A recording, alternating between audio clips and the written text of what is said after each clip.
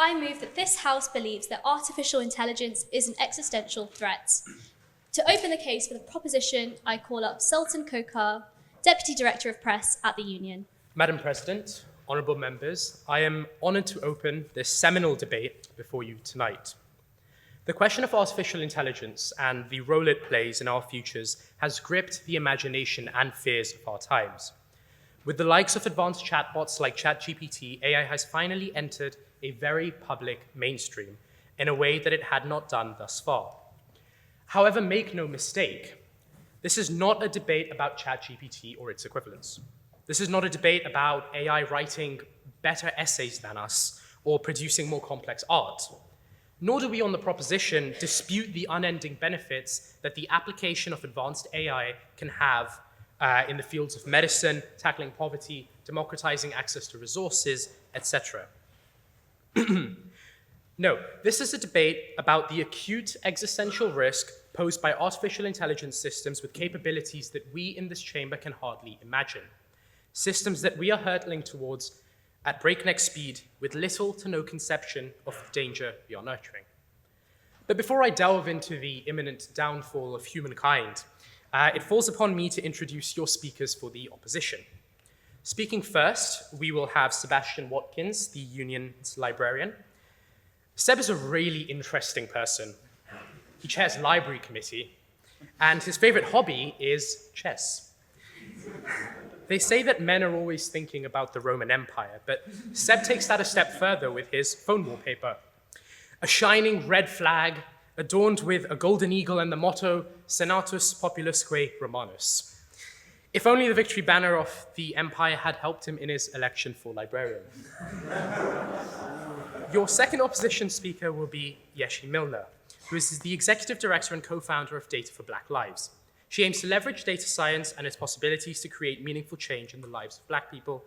Long involved in data science and social activism, she has worked tirelessly to advocate against big data and big tech and expose the inequalities that pervade our current data systems. Her work has resulted in policy changes, and she was recognized by Forbes' 30 Under 30 in 2020. We are honored to host her here tonight. I would caution you, however, that between her and Seb, there are two Americans on the opposition. So be careful how you vote tonight. Your next speaker will be Anna Roska, who is a member of the Secretaries Committee here at the Oxford Union. I'm sure that all our colleagues will agree that she's an incredibly hardworking and committed member of the committee. However, she studies PPE. Nevertheless, I'm excited to hear her contribution to this debate. And your final speaker on the opposition will be Professor Eric Xing. After watching some of his interviews, I came to learn that he does not like listening to all of his credentials. So bear with me while I engage in a little psychological warfare. Professor Xing is the president of the Mohammed bin Zayed University of Artificial Intelligence, the world's first university dedicated to AI. He is an accomplished and esteemed researcher, having held positions at Carnegie Mellon, Stanford, Pittsburgh, and Facebook, and is also the founder of Petrium Inc. He's authored or contributed to more than 400 research papers and has been cited more than 44,000 times. Again, we are honored to have him with us tonight. Now, I stated earlier that this is not a debate about simple chatbots like ChatGPT, but rather about more advanced, even hypothetical, artificial general intelligence systems. What are the characteristics of such technologies? Well, most researchers agree that an AGI would be able to reason, represent knowledge, plan, learn, communicate naturally, and of course, integrate these skills amongst each other towards completing a given goal. Though such technology is to some extent hypothetical at the moment, a 2022 survey did find that only 1.1% of researchers felt it would never exist. More than half said it would emerge in the next few decades, and the leaders of OpenAI argue in the next 10 to 20 years. Now, though such technology would certainly come with many benefits, it would also bring enormous risks. These center around AI control and alignment. Although such a technology would inevitably be programmed by us, humans, it would be very difficult to instill it with the full range of human values and ethics. Human values, emotions, and ethics are broad, complex, and, as I'm sure you will agree, often extremely illogical. Short of plugging an AI into our own brains 24/7, it is very difficult to align it with these in their entirety. If a superintelligent AI determines that adopting values like concern for human life would hinder the goals we have programmed it to fulfill, then why wouldn't it resist attempts to program such values into it? And unless we are successful in fully aligning such a superintelligence with the entire range of human morality and constraint, then we cannot expect it to just be on our side. In a while, maybe. One leading researcher proposes the following thought experiment. Imagine that you task an AI system with the simple job of making as many paper clips as possible. It will quickly come to understand that its job would be far easier if humans were out of the way, since a human could turn it off at any point, and that would mean fewer paper clips. With this goal, the AI would work towards a future with many paper clips and no humans. Now, this example may seem trivial, but it demonstrates the unavoidable risk that a technology that can think for itself, independent of us, poses. Let's translate the same example onto something more significant. Suppose we task an AI technology with reducing inequality in our society, something more realistic. The AI could determine, like we often do, that the solution is closing the wealth gap, but it might determine that the solution to doing so is not to reduce the gap between rich and poor, but to make everyone poorer, and in doing so it might choose to lower standards of living, increase poverty, increase crime, because we haven't specified that these things are important. It achieves its goal, but at a cost that we did not want nor anticipate.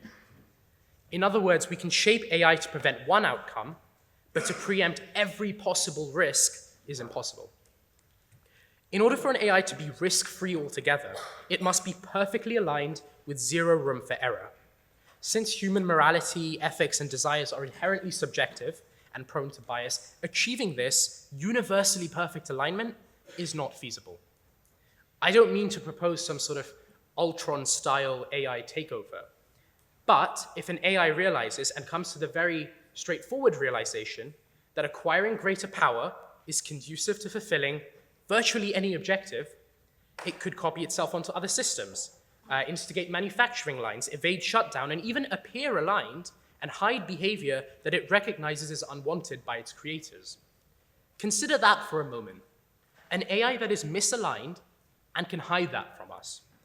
To prevent itself from being switched off, it might jump from a computer in San Francisco to one in Singapore, from Singapore over to London. Before we know it, it has multiplied itself onto thousands of systems worldwide, and all the while, we aren't even aware of its true intents. This may sound like the work of science fiction, but we're already on the way to this becoming reality. In 2021, one AI model was trained to grab a ball, but learned that it could simply place its hand between the ball and the camera to give the illusion that it had succeeded. Not only was the AI in this instance able to outsmart its creator, but this demonstrates the fallibility of human programming and expectations. Even ChatGPT, the bane of every tutor's existence, is able to fulfill some of the characteristics that I attributed to AGI earlier. It can learn from our responses, it represents knowledge, and it can produce natural-sounding language. The technology I've described may seem far off, but we are closer than we think. I'm sure that my far more knowledgeable colleagues will expand on the technical details of the existential risk posed by AI. The point I would like to leave you with is this. Human morality, ethics, wishes are both incredibly complex and utterly confused. Not only is it effectively impossible to program these into an AI system in any meaningful way, but we ourselves can hardly decide what human morality even looks like. We don't even know what human morality is. So, these are the facts of the debate. We do not know for certain how or if we can control the AI we are fast in the process of building, number one. We do not know to what extent this AI will be aligned with our values and desires, number two. And finally, we do not even know what our values and desires are. However likely or unlikely you personally believe the existential threat from AI is to materialize, it is indisputable that this threat does and will exist. And that is what we are debating tonight. All of us sitting here tonight pride ourselves on being intelligent, critically thinking people. Do not leave the future of humankind, your future, up to chance. Artificial intelligence at its current rate of development poses a distinct existential risk that we are unprepared to deal with. Vote with the proposition tonight. Thank you.